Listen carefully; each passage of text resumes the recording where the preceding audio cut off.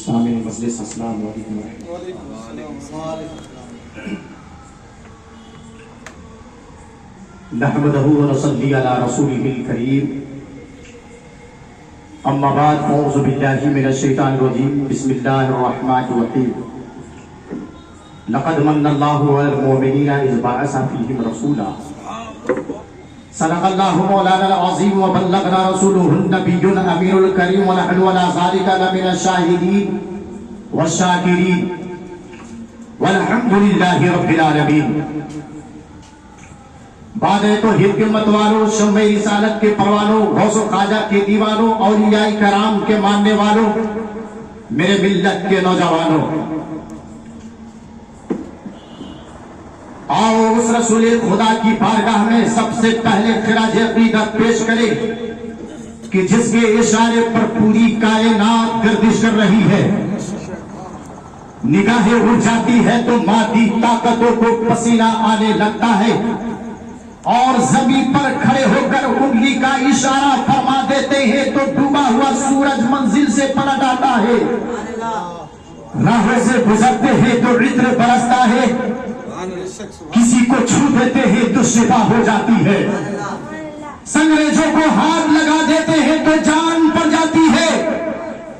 اللہ اللہ کھاری کنویں میں لعاب دہن ڈال دیتے ہیں تو ہمیشہ کے لیے میٹھا ہو جاتا ہے۔ آؤ اس رسول خدا کی بارگاہ میں خراج عقیدت پیش کریں کہ جس کی حکومت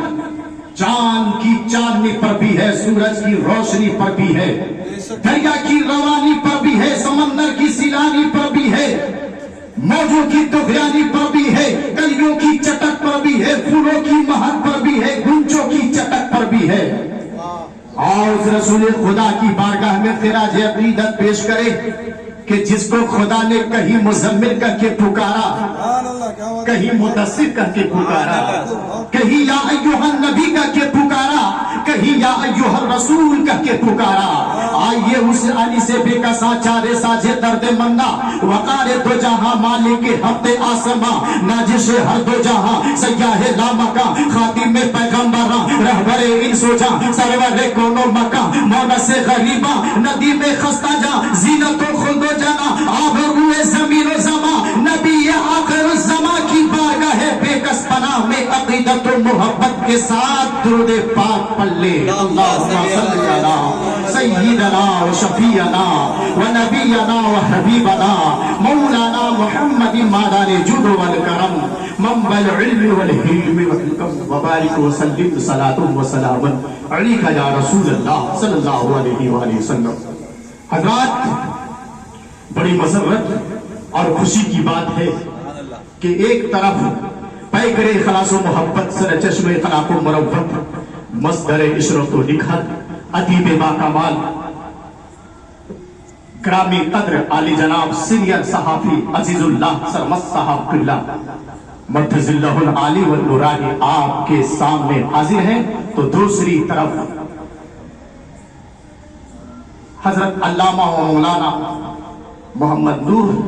صاحب قبلہ دامت البرکات العالیہ بھی آپ کے سامنے جلوہ فکر ہے، اور تیسری طرف ہمدرد قوم و ملت عالی جناب حیدر علی باغبان صاحب، اور ایک طرف ہمارے محب من شفیق ہمدم مبین احمد زخم صاحب، اور ہمارے سب سے پرانے دوست، ہر دل عزیز اور لذیذ، گرامی قدر عالی جناب مسعود الحاج مسعود جنیدی صاحب بھی حاضر ہو گئے ہیں۔ بہرحال ان سب کے موجودگی میں ایک مختصر سا یہ محفل کا کارواں آگے بڑھتا ہوا اختتام پذیر ہونے کو ہے۔ میں اس موقع پر کچھ لب کشائی کرنے کے لیے حاضر نہیں ہوا ہوں، بلکہ دو باتیں آپ کے حوالے کرنے جا رہا ہوں۔ مبین احمد زخم صاحب کی ہر بات پر میں لبیک کہتا ہوں، یہ ان کی اور میری محبت ہے، اور انشاءاللہ تا عمر نہیں بلکہ تا قیامت بھی، اگر وہ آج میں تڑپنے کے لیے بولیں گے تو شاید میں تڑپ جاؤں گا۔ اگر دن کو وہ رات بولیں گے تو میں بولنے کے لیے تیار ہوں. بہرحال ان کی فرمائش پر میں لبیک کہا اور تمام کے تمام مصروفیات کو بالائے طاق رکھتے ہوئے ان کی حکم کی تعمیر کیا اور آقا کی میلاد کی محفل سجانے کو سعادت مندی سمجھا. بہرحال بڑی خوشی کی بات ہے کہ آپ اپنے تمام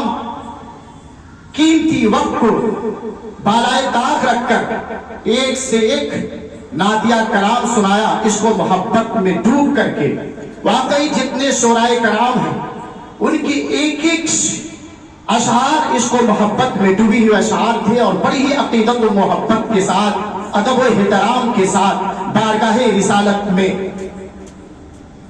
نذرانے عقیدت پیش کر رہے تھے. میں آپ تمام لوگوں کا شکریہ ادا کرتا ہوں اور اللہ تبارک و تعالیٰ کی بارگاہ میں یہی دعا کرتا ہوں کہ اللہ تبارک و تعالیٰ اس محفل کو قبول و مقبول فرمائے. بہرحال فرش والے تیری شوکت کا علو کیا جانے, فرش والے تیری شوکت کا علو کیا جانے, خسروا عرش پہ اڑتا ہے فریرا تیرا, خسروا عرش پہ اڑتا ہے فریرا تیرا. اور میں تو مالک ہی کہوں گا کہ ہو مالک حبیب, یعنی محبوب مہم میں نہیں میرا تیرا, یعنی محبوب و مہم میں نہیں میرا تیرا, یعنی محبوب و مہم میں نہیں تیرا میرا, یعنی محبوب و مہم میں نہیں میرا تیرا. اور سرور کہوں کہ مالک و مولا کہوں تجھے, سرور کہوں کہ مالک و مولا کہوں تجھے, باغ خلیل کا گل زیبا کہوں تجھے, لیکن رضا نے ختم سخن اس پہ کر دیا, خالق کا بندہ خلق کا آقا کہوں تجھے.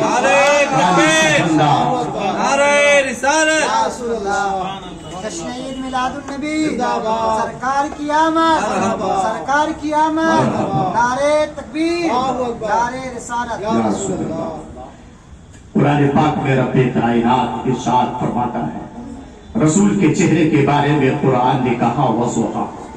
رسول کی نگاہ کے بارے میں قرآن نے کہا ما زاغ البصر وما طغى,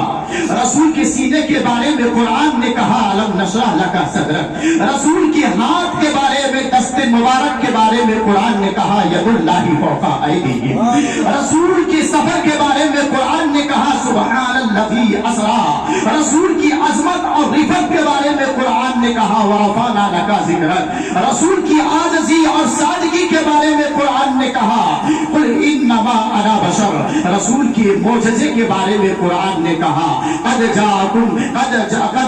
برہان من اللہ, رسول کی حقیقت کے بارے میں قرآن نے کہا قل انما انا بشر, رسول کی حقیقت کے بارے میں قرآن نے کہا قد جاءکم من اللہ ونور, رسول کے اخلاق کریمانہ کے بارے میں قرآن نے کہا انک لعلی خلق عظیم. میرے دوستو, سب سے بڑی بات تو یہ ہے کہ ابھی ہمارے سینئر صحافی عزیز اللہ سرمد صاحب نے اسوہ حسنہ کے تعلق سے یعنی اخلاق کریمانہ کے تعلق سے جو باتیں کی ہے, میں اسی کے ساتھ اپنی گفتگو کو سمیٹنا چاہوں گا کہ سب سے پہلے آپ اپنے دلوں میں عشق رسالت کے ساتھ ساتھ اخلاق حسنہ اور آپ اچھے اخلاق اپنے دلوں میں مسیر کریں. انشاءاللہ العزیز آپ دنیا میں بھی کامیاب نظر آئیں گے اور آخرت میں بھی کامیاب نظر آئیں گے. اللہ کے رسول فرماتے ہیں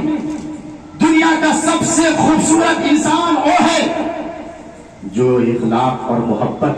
کا, جو جس کے اندر اخلاق و محبت ہو, انسانیت ہو, ہمدردی ہو,